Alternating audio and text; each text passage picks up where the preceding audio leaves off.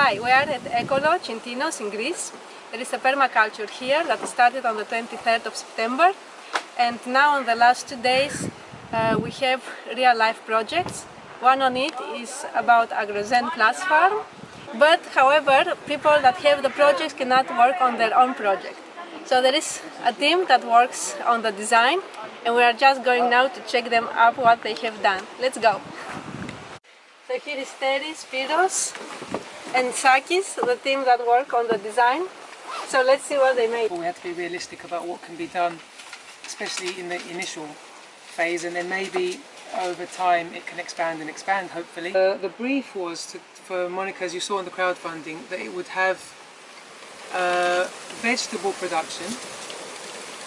The land would be used for a meeting point and an educational place for people to learn about permaculture and sustainable farming, and but then there were some other points as well, like eventually for it to become an agro-tourism, but to have a forest, fruit forest, to have camping, to have volunteers, to be a healing space, a retreat space.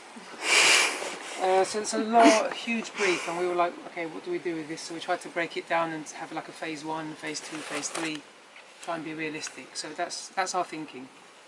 Okay, do you want to talk about this? Yeah, this is the east view. It's really narrow, it's only 55 meters and 500 meters long. And roughly after many years we're gonna see something like that. About 20-25 meters the highest possibly trees on a 10-12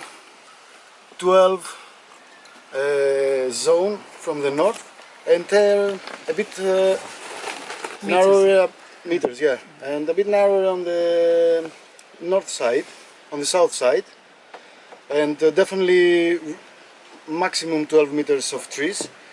So we can attract the sun, because the sun in the longest day is going to be somewhere there, almost in the half of it, and in the winter, that's the winter, sorry, and this is the summer, so it's a part for shadow loving or shadow tolerance planting and stuff, and this is an actual full sun side, but this is the main windbreak, which is, it's important to be really strong, because it faces nothing, it's just a landscape.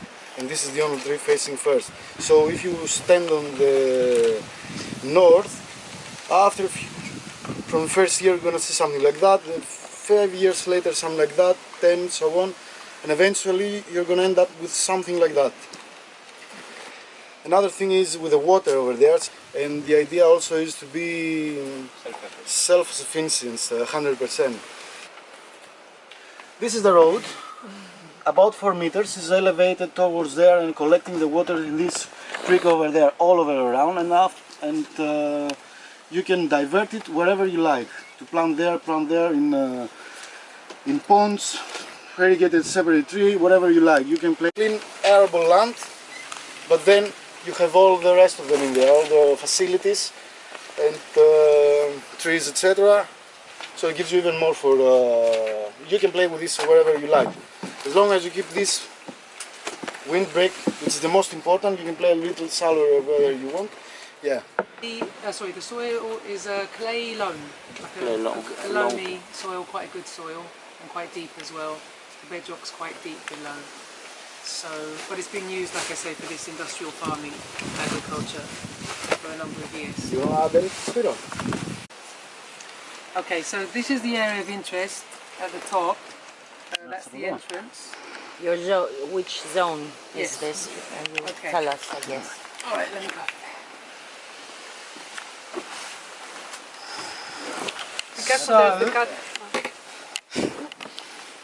Soil is pretty fertile there. It's the most fertile soils of Europe. But this is the final plan. You cannot start to do all this project at once.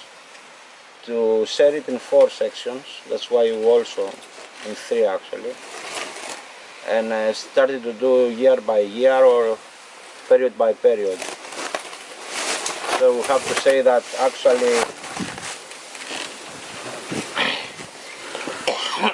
almost the limit is so everyone of this land.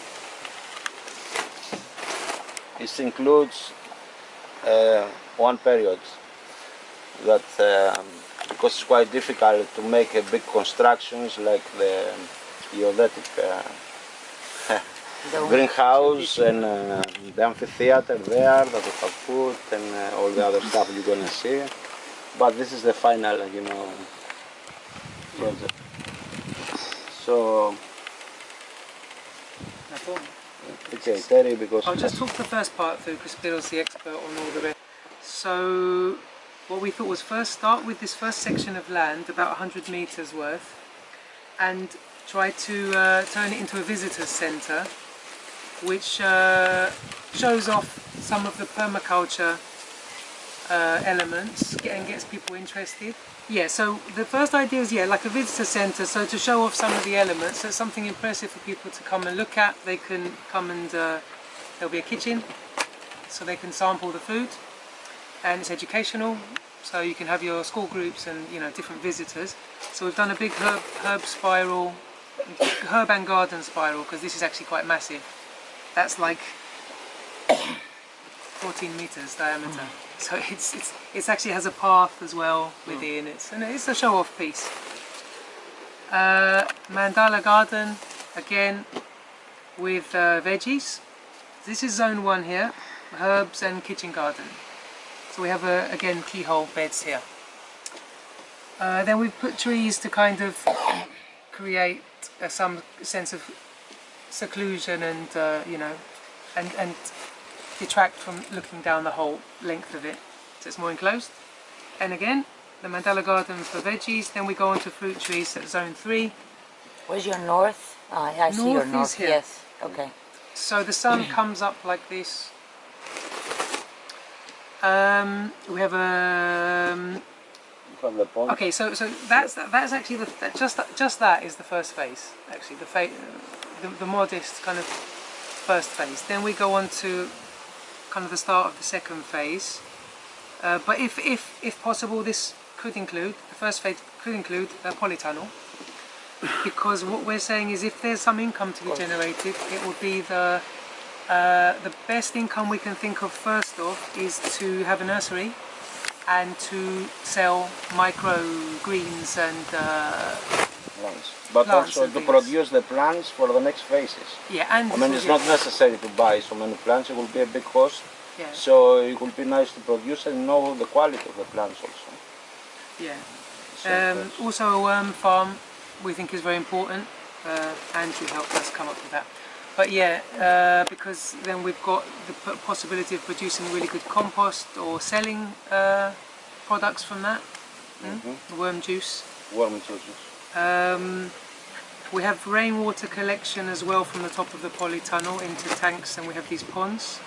The ponds also get filled by runoff from the road, rainwater runoff.